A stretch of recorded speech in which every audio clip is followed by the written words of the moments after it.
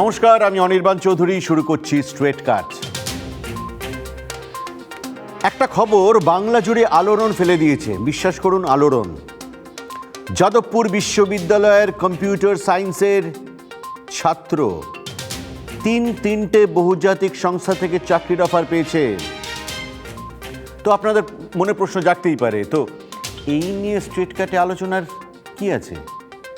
মেধাবী ছাত্র মেধার জোরে চাকরি পেয়েছেন, তা নিয়ে অত বিশ্লেষণ অ্যানালিসিসের কি দরকার, সেটা বলবো। আগে সংক্ষেপে খবরটা শুনে নিন। বিশাখ মণ্ডল, আমাদের পশ্চিমবঙ্গের বিশাখ মণ্ডল গুগল, ফেসবুক ও অ্যামাজন থেকে অফার পেয়েছে। গুগল বলেছে বছরে 1,43,00,000 টাকা দেবে তাকে মাইনে। ফেসবুক অফার করেছে বছরে 1,83,00,000 টাকা। অ্যামাজনও মোটা প্যাকেজ অফার করেছে। টিচারদের ডেফিনেটলি আজকে এই পজিশনে আসা, শেখানো, স্কুলের teacher, tuition teacher, university professors, ma'am, sir, সবারই অবদান অনস্বীকার্য একদম। কারণ একটা ছেলেকে ছোট থেকে বড় হতে হতে কারোর হাত ধরেই তো হতে হয়, তো সেই স্টেপগুলো যখন যেটা দরকার যেভাবে সাপোর্ট করে এসেছেন। প্রতি বছরই যখন স্টুডেন্টরা ভালো রেজাল্ট করে, আমি জানি এরা হচ্ছে ফিউচার লিডার্স। ওদের সাথে যে আমি সময় কাটাই, কত শেখার আছে ওদের কাছ থেকে। শুধু বড় মাইনের চাকরি না, বিরাট জায়গায় পৌঁছে যায়, মানে মা বাবার নাম, কলেজের নাম সব কিছুকে উজ্জ্বল করে তোলে।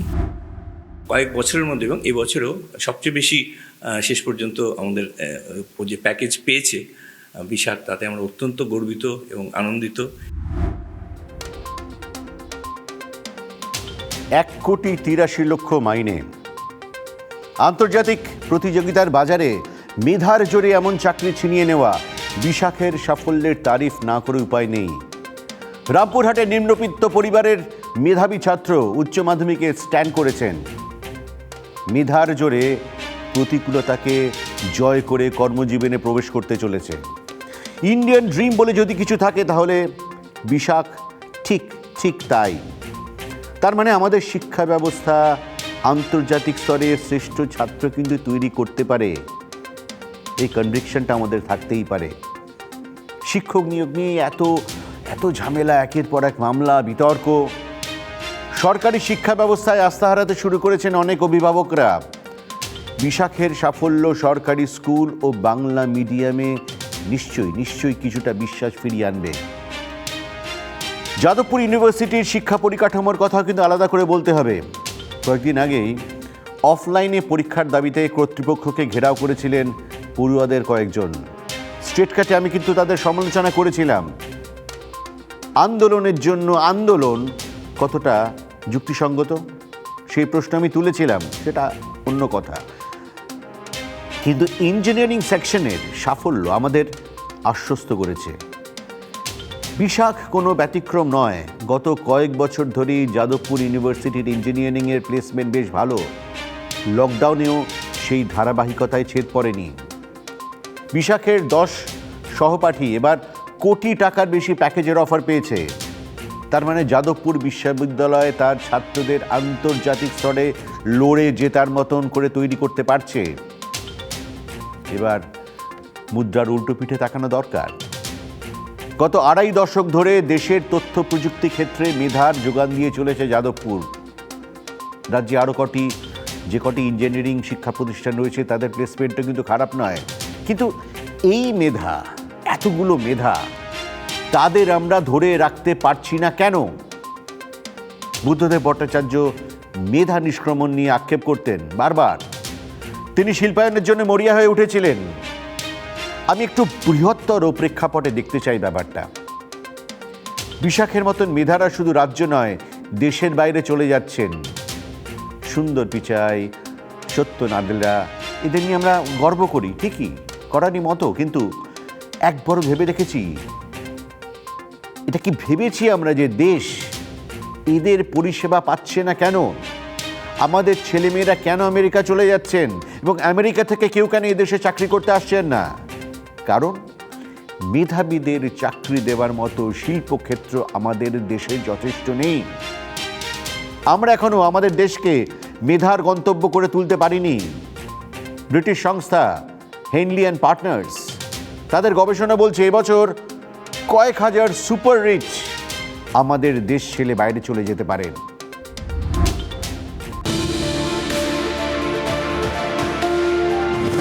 লগ্নি এবং সম্পদের এক দেশ থেকে অন্য দেশে চলে যাওয়া নিয়ে গবেষণা করে ব্রিটিশ সংস্থা হেনলি অ্যান্ড পার্টনার্স। তাদের রিপোর্ট বলছে অতি ধনীদের ভারত ছেড়ে যাওয়ার প্রবণতা বাড়ছে। বিরোধীরা এ নিয়ে আগেই সরকারকে বিঁধেছেন। ব্রিটিশ সংস্থার রিপোর্টে যেসব কথা বলা হয়েছে তার সঙ্গে বিরোধী শিবিরে তোলা অভিযোগের মিল আছে বলে মনে করছেন অনেকে। রিপোর্টে বলা হয়েছে প্রতি বছর ভারত ছেড়ে অন্য দেশে চলে যেতে পারেন প্রায় 8,000 অতি ধনী ব্যক্তি।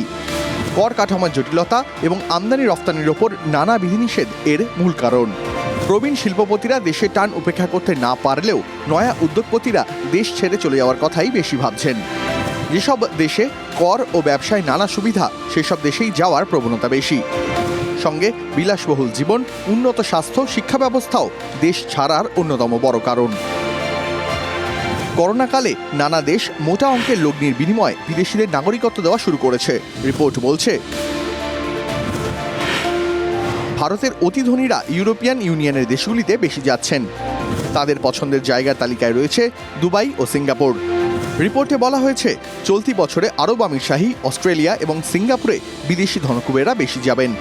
এরপরেই থাকবে ইসরায়েল, সুইজারল্যান্ড ও আমেরিকা। সমীক্ষা বলছে আগামী 10 বছরে ভারতে অতি ধনীর সংখ্যা 80% বাড়বে। নতুন বিত্তশালীরা দেশে থাকবেন কিনা সেটাই বড় প্রশ্ন। Bureau report, TV9 Bangla. মেধা নিষ্ক্রমণ বা ব্রেন ড্রেনের কথা বললাম, উদ্যোগপতিরা দেশ ছাড়তে পারেন সে কথাও শোনালাম। ঘটনা হচ্ছে দেশের সম্পদও বেরিয়ে যাচ্ছে। আমাদের দেশের রিজার্ভ ব্যাংকের নাম শোনেননি এমন লোক কিন্তু খুঁজে পাওয়া যাবে, কিন্তু সুইস ব্যাংকের নাম শোনেননি গ্রামে গঞ্জে এমন লোকও বোধহয় বেশি নেই। কারণ সুইস ব্যাংক রাজনীতির চেনা ইস্যু আমাদের দেশে। এমন কোনো নির্বাচন নেই যেখানে সুইস ব্যাংক নিয়ে আলোচনা হয়, এবং এমন কোনো নির্বাচন নেই সেখানে সুইস ব্যাংকে রাখা কালো টাকা নিয়ে আলোচনা হয়। প্রায় সব রাজনৈতিক দলই অভিযোগ করে অন্য দলটির নেতারা সুইস ব্যাংকে কালো টাকা রেখেছেন। কে রেখেছেন জানা নেই, তবে রেখেছেন অনেক ভারতীয়ই। সুইস ব্যাংকের হিসেব বলছে গত 1 বছরে ভারতীয়দের জমা করা অর্থের পরিমাণ 10,000 কোটি টাকা বেড়েছে। তার কতটা কালো কতটা সাদা তা আমার জানা নেই, সত্যি জানা নেই।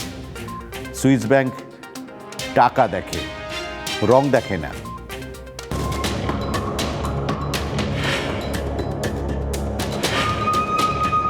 সুইস ব্যাংকে ভারতীয়দের কালো টাকা ফেরানোর কথা প্রধানমন্ত্রীর মুখে শোনা গেছিল।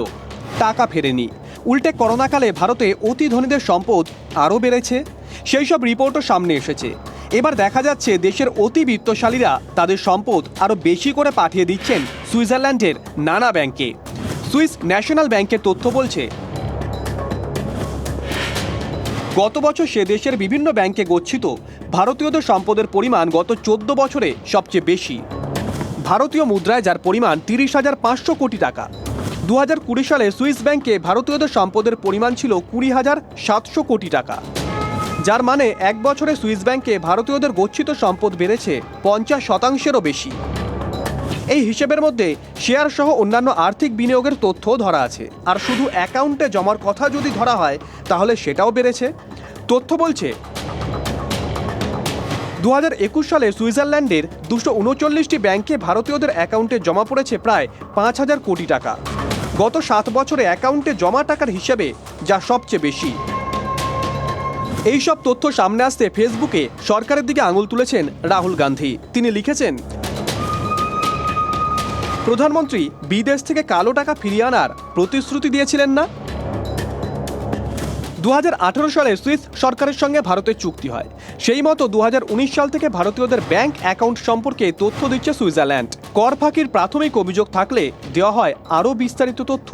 অর্থমন্ত্রকের দাবি, সুইস ন্যাশনাল ব্যাংকের দেওয়া তথ্যের সঙ্গে কালো টাকার বিষয়টি জড়িয়ে ফেললে চলবে না, কারণ কালো টাকা সংক্রান্ত কোনো তথ্য অফিসিয়ালি সুইজারল্যান্ড দেয়নি। Bureau report, TV9 Bangla. বিভিন্ন দেশের এই বিদেশি ব্যাংকগুলোকে বলা হয় ট্যাক্স হেভেন বা কর পোতাশ্রয়। অতি ধনীরা ট্যাক্স বাঁচাতে দেশে আয় কম দেখায় আর অতিরিক্ত কর, অতিরিক্ত অর্থ বিদেশি ব্যাংকে জমা করেন। আবার অভিযোগ এমনও রয়েছে যে দুর্নীতির টাকাও বিদেশি ব্যাংকে রাখা হয়। বিজেপি অভিযোগ করে কংগ্রেস জামানায় বিভিন্ন প্রতিরক্ষা প্রকল্পের বরাত পাইয়ে দেওয়ার জন্য কাটমানি নেকে নেওয়া হতো, আর সেই কাটমানি সব সুইস ব্যাংকের অ্যাকাউন্টে জমা হতো। কিন্তু কার কত কাটমানি বিদেশি ব্যাংকে রয়েছে তার প্রমাণ কেউই সামনে আনেনি। কাটমানি কাকে বলে তা নিশ্চয়ই আজকে আমাদের পশ্চিমবঙ্গে দাঁড়িয়ে বুঝিয়ে বলতে হবে না। মমতা বন্দ্যোপাধ্যায়ের প্রশাসনিক বৈঠকে তৃণমূল নেতারা এই নিয়ে প্রচুর ধমক খান। এবার তারা যে টাকার দুর্নীতি করেন বলে অভিযোগ, তার কয়েকশো গুণ বাড়িয়ে নিন, তাহলে সুইস ব্যাংকের খানিকটা হিসেব পাবেন। শুধু সুইস ব্যাংক কেন, পানামা পেপারস যখন লিক হলো তখন জানা গেল সুইজারল্যান্ডের মতো ট্যাক্স হ্যাভেন বিশ্বের আরও অনেক জায়গায় রয়েছে। তার যার টাকা বাড়ছে বাড়ুক, আমাদের কারো উন্নতিতে হিংসে করার বিন্দুমাত্র ইচ্ছে নেই। কিন্তু সেই উন্নতি যদি আপনার আমার পকেট কেটে হয় তখন কিন্তু আমাদের রাগ হবেই। পেট্রোল ডিজেলের দাম আবার বাড়তে শুরু করেছে, বাজার দর চড়ছে। বেসরকারি চাকরি যারা করেন তারা জানেন লকডাউনের অজুহাতে অনেক কোম্পানি গত 2 বছর কোনো ইনক্রিমেন্ট দেননি, মাইনে কমিয়ে দিয়েছেন, আয় বাড়েনি, কিন্তু খরচা বেড়ে গেছে। ছোটোখাটো শখ আহ্লাদের সঙ্গে আপোষ করতে হচ্ছে আমাদের। এই পরিস্থিতিতে সুইস ব্যাংকের খবর শুনলে গা জ্বালাই করাটা স্বাভাবিক। তার উপরে সিঁদুরে মেঘ। একটি পরামর্শদাতা সংস্থার পূর্বাভাস, এবছরের শেষে আমেরিকায় নাকি ফের মন্দা হতে পারে। 2008 সালে ঠিক যেমন রিসেশন হয়েছিল ঠিক তেমন। তাতে কিন্তু ভারতের বেশ ক্ষয়ক্ষতি হবার আশঙ্কা।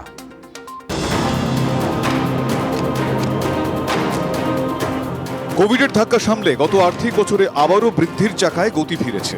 অর্থনীতি যখন ফের ঘুরে দাঁড়াতে শুরু করেছে তখনই বিশেষজ্ঞরা চিন্তার খবর দিচ্ছেন। সোজা কথা, আমেরিকায় মন্দার ছায়া, যার প্রভাব ভারতে পড়তে চলেছে, বলছে আর্থিক পরামর্শদাতা সংস্থা নমুরা। বিশেষজ্ঞদের মতে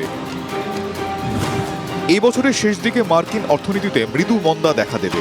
মুদ্রাস্ফীতি নিয়ন্ত্রণ রাখতে ফেডারেল রিজার্ভ সুদের হার বাড়িয়ে চলেছে। সুদের হার ক্রমাগত বাড়তে থাকায় বৃদ্ধির চাকায় গতি কমবে। 2008-এর বিশ্বজোড়া মহামন্দার প্রভাব ভারতের ওপরে এসে পড়ে। ফলে এবার কি হতে পারে তা নিয়ে শুরু হয়ে গিয়েছে বিশ্লেষণ। নমুরার হিসেব বলছে ভারতের মোট রফতানির 18% যায় আমেরিকায়। তথ্য প্রযুক্তি ক্ষেত্রে রফতানির 60% আমেরিকায় যায়। ফলে মার্কিন অর্থনীতিতে খারাপ কিছু হলে ভারতেও তার খারাপ প্রভাব পড়ার আশঙ্কা। তবে পূর্বাভাসে এও বলা হয়েছে ভারতে এই প্রভাব বেশি দিন স্থায়ী হবে না। গত অর্থবর্ষে ভারতীয় অর্থনীতির বিকাশের হার ছিল 8.7%, কিন্তু দেখা গিয়েছে শেষ 3টি ত্রৈমাসিকে ক্রমাগত এই হার কমেছে। দেশের খুচরো বাজারে এখন মুদ্রাস্ফীতির হার প্রায় 7%, যা রিজার্ভ ব্যাংকের লক্ষ্যমাত্রার চেয়ে বেশি। এশিয়ায় এই মুহূর্তে ভারত হলো একমাত্র দেশ যেখানে ধার্য সহনসীমার চেয়ে বেশি মুদ্রাস্ফীতির হার। ফলে চিন্তা থাকছেই। Bureau report, TV9 Bangla. চায় পে চর্চা, জানেন কত খরচা? বাংলায় কাগজের এই ছোট ছোট যে কাপ সেখানে আমরা চা খাই, তার দাম মোটামুটি 5 টাকা। বড় কাপ বা ভাঁড়ে 10 টাকা, কোনো কোনো দোকানে একটু বেশি। এবার যে চায়ের খবর দেব তার দাম আপনাদের কল্পনারও বাইরে, খুব খুব বেশি, সবচেয়ে বেশি। স্টেট কাটের শুরুতে যাদবপুরের ছাত্রের বেতনের প্যাকেট শুনে আঁতকে উঠেছিলেন তো? এবার আঁতকে ওঠার জন্য তৈরি হন। জেনে নিন চায়ের দাম কত হতে পারে।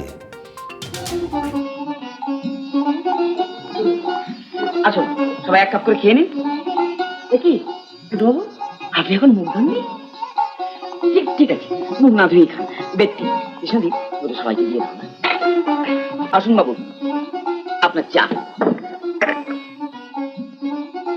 চা কথায় বলে রাত হোক বা দিন, বাঙালির কাছে এটাই নিকোটিন।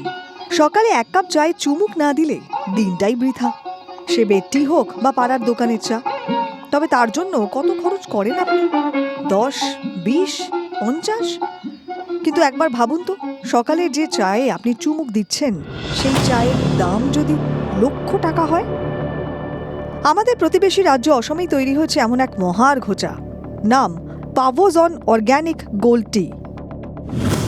সম্প্রতি জোরহাট টি অকশন সেন্টারে 1 কেজি পাভোজন গোল্ড টি নিলাম হয়েছে রেকর্ড দামে 1 লক্ষ টাকায়। স্বাদে গন্ধে এই চা দ্রুত মন জয় করেছে চা প্রেমীদের। এই চায়ে একটি সোনালী আভা রয়েছে যা পানীয়টিকে আকর্ষণীয় করে তোলে। এই কারণেই নামের সঙ্গে গোল্ড শব্দটি জুড়েছে। এই বিরল চা মাত্র 1 কেজি উৎপাদন হয়েছে। অসমের চা কর্তাদের আশা, অসমের এই চা দিয়েই ভারত ফের জগৎ সভায় শ্রেষ্ঠ আসন নেবে। ये जो मनोहरी गोल्ड है वो बहुत स्पेशलिटी टी है। ये जो प्लाकिंग करता है, प्लाकिंग का भी प्रोसीड्यूर बहुत अलग है और इसका बनाने का तरीका भी बहुत अलग है। तो ये इस टाइप का अलग अलग तरीके का बहुत एक्सपेंसिव चाय भी आजकल आसाम में बनने लगा। जो पहले ऐसा एक्सपेंसिव चाय हम लोग नहीं बनाता था, हम लोग खाली कड़क चाय ही बनाने था। वर्ल्ड का अलग अलग देशों में अभी इसका बहुत इसका डिमांड आया है। পাভোজনের 1 কেজি চায়ের দাম শুনে প্লিজ আটকে উঠবেন না। এবার যে চা কাহিনী আপনাদের শোনাবো তা শুনলে ভিড়মি খেতে হবে। আমাদের প্রতিবেশী দেশ বাংলাদেশের সিলেটে তৈরি হয়েছে বিশ্বের সবথেকে দামি চা। দ্য গোল্ডেন বেঙ্গল বা সোনার বাংলা নামের এই চা ইতিমধ্যে বাজারে চলেও এসেছে। চাইলে অর্ডার করতেই পারেন। এই চায়ের উৎপাদনকারী প্রতিষ্ঠান লন্ডন টি এক্সচেঞ্জ প্রতি কেজি চায়ের দাম নির্ধারণ করেছে 14 লাখ পাউন্ড, বাংলাদেশি টাকায় যা প্রায় 16.5 কোটি টাকা। কত? ঠিকই শুনেছেন, 1 কেজি চায়ের দাম 16.5 কোটি টাকা। মনে প্রশ্ন জাগতেই পারে, চা পান করব না সোনা? ঠিকই ধরেছেন, চায়ের সঙ্গে সোনাও পান করবেন। প্রকারে ব্ল্যাক টি হলেও স্বচ্ছ পেয়ালায় পরিবেশন করলে এই চা সোনালী বর্ণ ধারণ করবে। বিশেষ প্রক্রিয়ায় এই চা প্রস্তুত করতে সময় লেগেছে প্রায় 4.5 বছর। আর 900 কেজি উৎপাদিত চা থেকে মাত্র 1 কেজি চা পাতা বাছাই করা হয়েছিল, যার প্রতিটি পাতায় রয়েছে 24 ক্যারেট সোনার প্রলেপ। 300 grams প্রতি কেজি চা পাতায় প্রায় 300 গ্রাম সোনা ব্যবহৃত হয়েছে, যা বিশ্বে এটিকে সবথেকে দামি করে তুলেছে। এই চায়ের স্বাদ নেওয়ার জন্য অনেকেই অপেক্ষা করছেন, ভবিষ্যতে আরও 2 বছর অপেক্ষা করতেও রাজি। tea in the world, and I can tell you this now, we have a waiting list for this tea. সংস্থার বক্তব্য, বিশেষ পদ্ধতি অনুসরণ করে এই চা তৈরি করা হয়। এর জন্য অনেক বেশি যত্নের পাশাপাশি বিদেশি দক্ষ ও প্রশিক্ষিত কর্মীরা চা তৈরি করেন। পুরো প্রক্রিয়া মেশিনের কোনো সাহায্য নেওয়া হয় না। চা গাছে শুধুমাত্র 2টি সোনালী পাতা দিয়েই এই চা তৈরি করা হয়।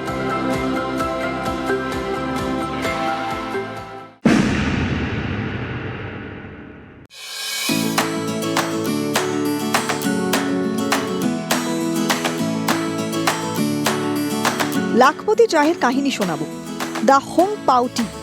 এই চা 1 কাপ পান করলে আপনাকে গুনতে হবে 7.5 লক্ষ টাকা। এই চা তৈরি হয় চীনের ফুজিয়ান প্রদেশের উই পর্বতে।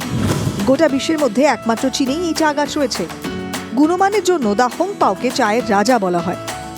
1 কেজি এই চায়ের দাম প্রায় 9 কোটি টাকা। এর পাতা সংগ্রহ করা হয় প্রায় 300 বছরেরও বেশি পুরনো চায়ের গাছ থেকে। চীনের আরও একটি দামি চা হলো পান্ডা হোং টি। দাম কেজি প্রতি 53 লক্ষ টাকা। পান্ডার মল দিয়ে তৈরি এই চা। এর বাইরেও 5 লক্ষ থেকে 2 লক্ষ টাকার কেজির বেশি বেশ কয়েকটি চীনা চায়ের কথা আর নাই বা বললাম। কি ভাবছেন, কোন চাটা অর্ডার করবেন? সুশোভন মুখোপাধ্যায়ের রিপোর্ট, TV9 বাংলা। স্ট্রেট কাট আজ এ পর্যন্তই। আবার দেখা হবে সোম থেকে শনি প্রতিদিন রাত 10টায়। দেখতে থাকুন TV9 বাংলা, প্রথম থেকেই প্রথমে। Good bye.